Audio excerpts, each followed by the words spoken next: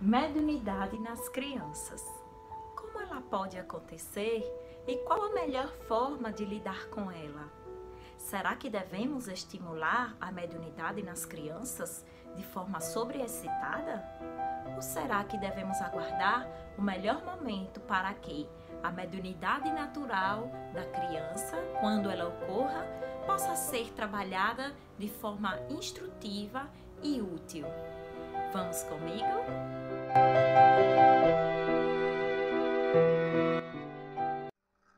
Olá, amigos do nosso estudo do ESD. Tudo bem com vocês? Desejo que sim. Hoje estaremos trazendo um assunto muito interessante e que é a dúvida de muitas pessoas quando entram na casa espírita e quando entram na doutrina espírita, que é sobre mediunidade das crianças. Então, esse assunto está no módulo 4º do tomo único complementar, que fala dos médiuns, e aí é trazido no roteiro 2 o assunto mediunidade das crianças. Então, vamos dar início passando, primeiramente, para os nossos objetivos da aula de hoje, que é reconhecer a inconveniência de estar se estimulando esse exercício da mediunidade em crianças que não a possuem de forma natural e indicar os procedimentos adequados ao atendimento de crianças que são portadoras de mediunidade. Então, como nós sabemos, há um momento certo de se fazer realmente intervenções para que tudo ocorra da forma mais natural e mais tranquila possível nas crianças. Até mesmo porque elas estão adentrando em um mundo novo, né? Não só do ponto de vista físico, como também essa questão do mundo espiritual, deles estarem vendo, ou às vezes ouvindo alguém que não é reconhecidamente ali da família delas, e alguém que está muito próximo a elas. Então, muitas vezes pode ser causas de grandes transtornos e perturbações, quando os pais não têm realmente nenhum conhecimento a respeito, que ignoram totalmente, ou até mesmo quando querem negar de que a questão existe. Também acontece muito. Então, vamos dar início passando diretamente para o subsídio, em que é trazido o seguinte. Vamos lá. Ele vem falar exatamente do livro dos médiuns, né? Que nós estamos estudando também aqui no nosso canal. E que ele fala, Kardec também trata sobre esse assunto, tanto do ponto de vista daqueles que não têm mediunidade e querem forçar um desenvolvimento, como também para aqueles que a possuem naturalmente. Então, ele vai perguntar, né, aos espíritos, dentro dessa questão dos inconvenientes e perigos da mediunidade, ele indaga aquele espírito superior que estava assistindo a reunião. Haverá inconveniente em desenvolver-se a mediunidade nas crianças? E ele vem dizer que certamente que sim, né, que há a questão de que são organismos que estão se desenvolvendo agora, né, do ponto de vista fisiológico, em toda a sua parte neuronal, né, psíquica, nós sabemos disso, e que se forçar determinada coisa que não é natural da criança, pode se estar causando grande transtorno. Então, eu não vou me aprofundar muito nesse assunto, porque é algo que eu acho que não deve nem ser questionado, sabe? É algo que realmente não deve ser nem posto em pauta o tentar se forçar uma mediunidade em uma criança, quando ela não a possui. Então, ele faz a segunda pergunta, né, que seria: no entanto, há crianças que são médiuns naturalmente, quer de efeitos físicos, quer de escrita e de visões. Apresenta isto o mesmo inconveniente? E aí o espírito lhe responde: não. Quando numa criança a faculdade se mostra espontânea, é que está na sua natureza e que a sua constituição se presta a isso. O mesmo não acontece quando é provocada e sobreexcitada, ou seja, é totalmente diferente a situação.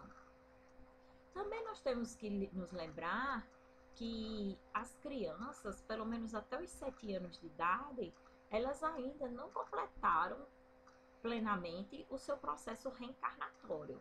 A gente até costuma dizer que elas ainda estão mais no mundo espiritual do que no mundo físico.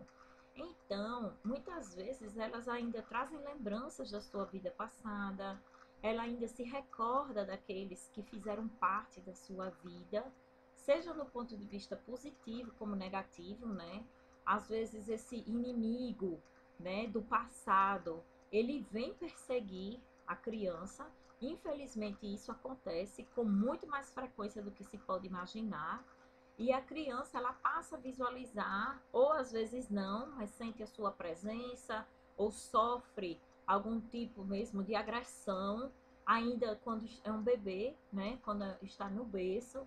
Enfim, existem várias nuances aí desse contato com o mundo espiritual que pode acontecer entre as crianças e esses espíritos desencarnados, né? Então, no que diz respeito à mediunidade, sob a ótica da doutrina espírita, é que há uma inconveniência de se estimular o exercício da mediunidade na fase infantil e a manifestação espontânea dessa faculdade nos pequeninos, de forma que pode causar assim, grandes confusões, né? A criança não entender bem o que é que está se passando, o porquê que ela é agredida, o porquê que está acontecendo tudo aquilo. Então, realmente é algo muito difícil de se tratar, de se conduzir, né, digamos assim, mas que com muita, com conhecimento, com seriedade e com boa vontade se pode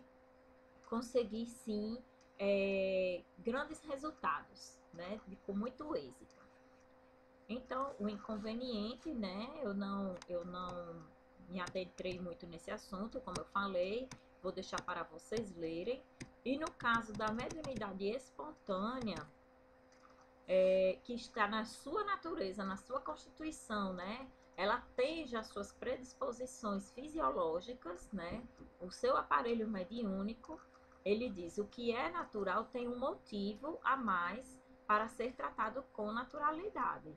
Segundo, deduzimos das seguintes palavras do Espírito, né, que se dirigiu a Kardec. Ele diz, nota que a criança que tem visões geralmente não se impressiona com estas. Muitas vezes é até aquele amiguinho invisível, né, que a criança tem, aquele amiguinho imaginário, que a gente acha que é simplesmente pura imaginação da criança. Às vezes o amiguinho imaginário dela existe sim, né? É apenas a gente não consegue visualizá-lo, mas ela pode estar vendo-o. Normalmente, quando assim acontece, ela não vê, quando ela realmente tem uma evidência, ela não vê somente o amiguinho imaginário, ela pode ver outros também. Geralmente não se impressiona com estas, que lhe parecem coisa naturalíssima.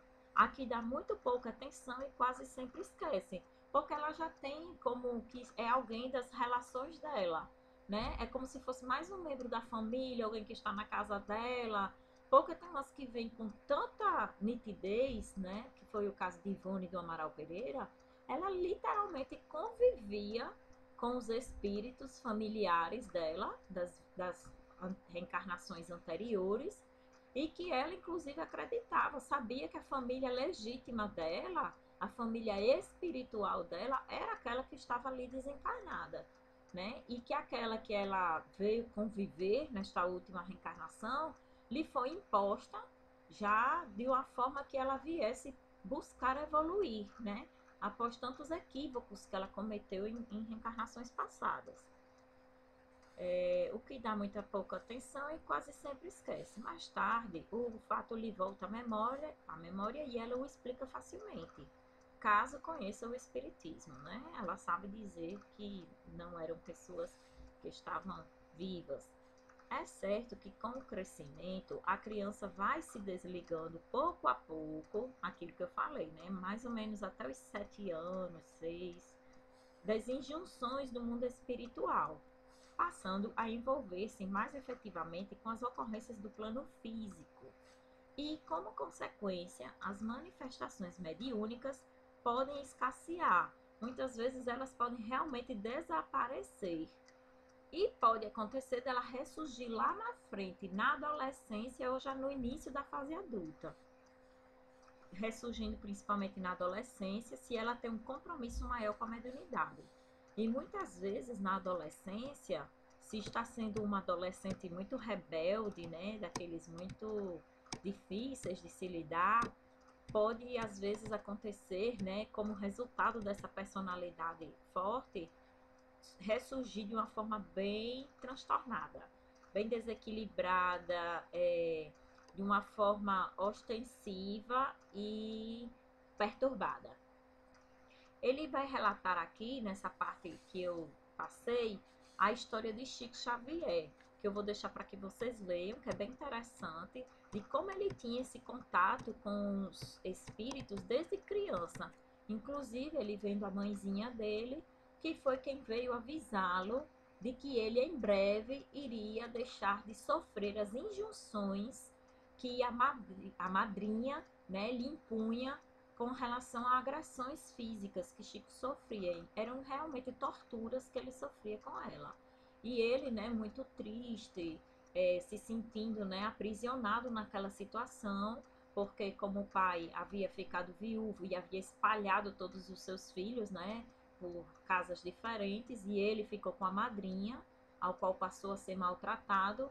A mãezinha dele, em contato com ele, avisou que chegaria um anjo na vida dele para cuidar dele, né? E aí ele esperou um longo tempo e sofrendo e tudo, e ela sempre pedindo que ele tivesse paciência que o dia iria chegar. Até que finalmente o pai dele, né, reencontrou uma alma bondosa que se casou com ele, e ela recolheu todos os filhos de volta e abraçou Chico Xavier muito ternamente e disse que ele jamais seria maltratado novamente e cuidou muito dele. Então, vou deixar para vocês lerem, tá? As crianças e os espíritos protetores. Então, todos nós temos os nossos guias, nossos mentores, nossos anjos, guardiães, como vocês quiserem chamar melhor, né? Que estão conosco desde antes de nós reencarnarmos. Eles já se propõem a nos guiar, nos proteger e estar junto conosco, principalmente nas tribulações da nossa vida, né? E nos intuindo, inclusive, para que nós tomemos as melhores resoluções. A gente que é teimoso, né? E acaba que não obedece muito, mas eles normalmente sempre estão ali presentes, né? E aí ele fala aqui, Kardec, né? Fala no prefácio das preces aos anjos guardiões, que estão no Evangelho, que todos temos ligados a nós, desde o nosso nascimento, um espírito bom que nos tomou sob a sua proteção. Ele desempenha junto de nós a missão de um pai para com seu filho. Foi o que aconteceu com Ivone, do Amaral Pereira, né, com relação a Charles.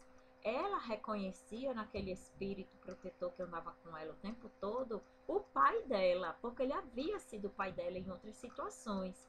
E aí era uma grande confusão na casa dela, porque ela dizia para o pai dela, físico, né? O pai dela encarnado, dizia que ele não era o pai dela, que o pai dela era aquele senhor ali que estava de chapéu e com aquela roupa distinta, né, que era o desencarnado. E era uma grande confusão. Ela apanhou bastante por causa disso, porque ninguém sabia o que é que ela estava inventando, né? O que é que ela estava imaginando. Vocês podem ver todos esses assuntos bem interessantes com relação à vida e obra de Ivone do Amaral Pereira, que foi uma grande médium espírita, né? Tem obras maravilhosas dela, no livro Recordações da Mediunidade. Eu recomendo a todos vocês que leiam, porque é fantástico o livro. Além dos demais, né, que narram parte das vidas dela, né, como a trilogia de Nas Voragens do Pecado, Cavaleiro de Lumières, o Drama da Bretanha, que são seguindo essa ordem, né, fala de 3 reencarnações dela. Enfim, e tem outros livros também, Memórias de um Suicida, que ela, de certa forma, né, ela vem ver o que é que passa um suicida, já que ela cometeu suicídio em algumas ocasiões. E aí são obras de muita que nos trazem muito conhecimento. Vamos lá. A criança, então esse espírito, né, esse anjo guardião, ele desempenha essa missão de um pai para um filho, que não é nos conduzir para o caminho do bem. E a criança é desse modo resguardada pela influência benéfica e controladora de espíritos protetores. No caso de Chico Xavier, né, como já falei, aconteceu isso, né? Deles recebendo intuições orientadoras e, não raro, avisos e recados aos familiares, e a ela transmitindo através da vidência, da intuição e de outras faculdades. Ou seja, a criança, ela também pode estar recebendo essas mensagens e repassando para a família, quando ele tem, né, essa mediunidade bem espontânea, bem natural.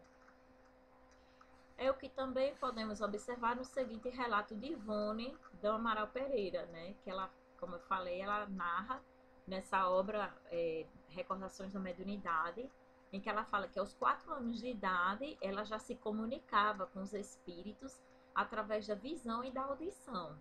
Ela os via e falava com eles normalmente. Eu os supunha seres humanos, uma vez que os percebia com essa aparência e me pareciam todos muito concretos, trajados como quaisquer homens e mulheres. Ao meu entender, então, eram pessoas da família, e por isso talvez jamais me surpreendi com a presença deles. Então vejam como era algo muito natural, porque ela tinha desde muito cedo, né? Uma dessas personagens era-me particularmente afeiçoada, que é o caso de Charles. Eu a reconhecia como pai e a proclamava como tal a todos os da casa, com naturalidade, julgando-a realmente meu pai e amando-a profundamente. Mais tarde, esse espírito tornou-se meu assistente ostensivo, auxiliando-me poderosamente à vitória nas provações e tornando-se orientador dos trabalhos por mim realizados como espírita e médium. Então, vocês podem observar que as obras de Ivone, elas são a maioria psicografias de Charles, em que ele a ajuda a relembrar as suas reencarnações anteriores, de forma que possam lhe servir de aprendizado para ela não cair mais nos mesmos erros que ela cometeu. Se vocês lerem a trilogia e as outras obras de Ivone, vocês vão perceber, gente, o constante equívoco que ela foi cometendo, né? Então, ela realmente precisava de uma reencarnação em que ela viesse afastada dos que amava, em que ela viesse realmente sofrer algumas injunções mais penosas para que ela pudesse realmente se burilar, ela pudesse realmente evoluir moralmente. As crianças e os problemas mediúnicos. É oportuno considerar, no entanto, que mesmo espontânea, nem por isso a faculdade mediúnica nas crianças deixa de ser, em muitos casos, dolorosa e preocupante. A gente sabe, inclusive, de crianças que ficam incorporando dentro de casa, crianças com 8 anos, 9 anos.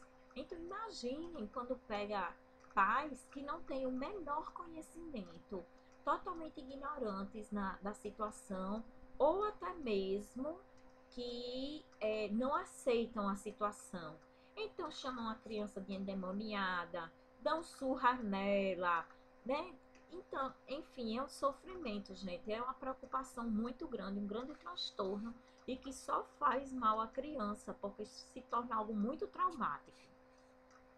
Em várias épocas da humanidade e nos 4 cantos do mundo, há notícias de famílias atormentadas pela presença de espíritos, que se manifestam aos pequenos nas mais variadas formas, pelos diversos tipos de mediunidade, com os mais diferentes objetivos e intenções. Então, inclusive na Revista Espírita, mostra alguns casos, eu acho que é na revista de 1859, se eu não me engano, gente, que fala sobre uma criança, né, desencarnada, que tinha o irmãozinho ainda encarnado e que ela se comunicava com ele sempre, né? Então, vocês podem ver essa história, eu acho que é o Louquinho de Baioni, uma coisa assim, o nome do título, em que é possível ver em que ninguém acreditava muito no menino, mas ele estava assim, recebendo a comunicação, né, daquela parentezinha desencarnada e que era uma mediunidade dele. recurso de amparo às crianças portadoras da mediunidade. Então, ainda com relação a isso, né, que sobre estimular o exercício da mediunidade em crianças, que não deve ser feito, a gente traz algo que pode ser mais eficiente e se aguardar um momento mais adequado para que essa criança comece a desenvolver a sua mediunidade de forma mais equilibrada e já com certo conhecimento, para que ela possa fazê-lo de forma séria, né? Sem ser como uma brincadeira, sem ser como algo realmente que não vai trazer algo útil. Então, até para que ela não fique sendo transtornada, perturbada o tempo todo. A gente sabe que a mediunidade equilibrada, a gente a exerce, né? A gente a exercita durante determinados momentos. Então, tem a reunião mediúnica para que isso aconteça, tem a reunião de estudos, em que tem um segundo momento que é prático, que pode se desenvolver isso. Então, não há por que haver pressa e muito menos se forçar situações. Então, o que é que se pode fazer? Eu coloquei em azul, gente, para ficar bem destacado para nós. Prece em favor dos espíritos que dela tentam acercar-se, principalmente se forem espíritos maliciosos, né? A gente sabe que existe obsessão em crianças, sim, porque são espíritos inimigos que vêm em busca, né, de uma vingança, muitas vezes com as próprias mãos, e eles não têm o menor pudor de fazer, seja com um bebê, porque ele não está vendo o espírito de um bebê, ele está vendo aquele espírito adulto ainda, que lhe fez mal. E aí ele vai lá e realmente agride, eles não têm pudor para isso. Passes ministrados por companheiros responsáveis, né? Então são passes dispersivos que são aplicados na criança, né? Sempre feito com muito cuidado, com muita seriedade, de forma regular, né? Que os pais assumam o compromisso de estar levando essa criança para tomar o passe. Frequência às aulas espíritas da evangelização. É muito interessante porque que seja uma evangelização espírita, porque é o que vai realmente instruir a criança sobre o que são os espíritos e o que é a mediunidade. Por isso que a gente fala de evangelização à luz espírita, da doutrina espírita, que é para que eles compreendam melhor o que é aquilo que está acontecendo com elas, a fim de que possam a pouco e pouco ir assimilando as noções doutrinárias e compatíveis com a sua idade. É igualmente importante para o equilíbrio dos familiares e da própria criança a oração em conjunto no lar. Então, o evangelho no lar é fundamental sempre, né? Para proteger a nossa casa, a nossa família, deixar o nosso lar, né, com vibrações mais elevadas, em harmonia. E quando é feito em família, muito melhor, muito melhor. Com o objetivo de reunir a família em torno dos ensinamentos evangelizadores à luz do espiritismo e sob assistência dos benfeitores espirituais, que sempre se fazem presentes nessas reuniões de evangelho no lar. Se for feita pelo menos de forma comprometida já, uma vez na semana, naquele mesmo horário, sempre a família se reunir para fazer o evangelho no lar, já é excelente, né? Óbvio que fora as orações habituais, né, os bons pensamentos, as boas ações habituais, se faça esse evangelho no lar pelo menos uma vez na semana. Lembrando, gente, que nós atraímos para perto de nós aqueles que se afinam conosco. Então não adianta a gente fazer o evangelho no lar uma vez na semana e passar o resto da semana com os nossos pensamentos esdrúxulos, né, de estar pensando em mil e uma caraminholas, né, pensando em bobagens, pensando em futilidades, em coisas nada instrutivas, não fazermos leituras edificantes, não assistirmos programas realmente instrutivos, enfim, tudo aquilo que nos faça vibrar positivamente, né? Claro que nós temos os nossos momentos de lazer, de assistir uma comédia, de rir, de brincar, mas o que eu estou tentando falar é com relação às nossas vibrações, a nossa frequência, né? Então é como a sintonia. é uma sintonia que acontece. Então, eles vão sintonizar com aquele pensamento, seja o positivo, seja o negativo. E aí, quem a gente vai atrair vai depender dessa vibração, dessa frequência. Então, os pais da Terra, né, esses pais encarnados, seguindo os ditames da própria natureza, devem esperar a época oportuna para que os filhos exercitem essa mediunidade, no cumprimento desses deveres sagrados que normalmente são assumidos desde o plano espiritual, antes de reencarnarem. Então, há pessoas que colocam a mediunidade como um castigo de Deus, né? Como algo totalmente tormentoso e tem raiva e diz que não quer aquilo para ela, que ela nunca pediria isso. Gente, se não pediu, nos foi imposto, que é pior ainda, porque nós precisamos de instrumentos para que nós nos elevemos, né? Todos nós passamos as nossas dificuldades e as enfrentamos de diferentes formas, né? Muitas vezes de formas muito torpes, de forma que cometemos equívocos. E como no caso de Ivone, né, do Amaral Pereira, que ela mesma cita, ela necessitou vir com uma mediunidade totalmente ostensiva e que inclusive viesse mostrar-lhe como foi as reencarnações dela passada. E então isso lhe dava um transtorno ainda maior, porque ela via o grande sofrimento, né? Ela tinha o grande sofrimento em ver o que havia cometido e que necessitava corrigir.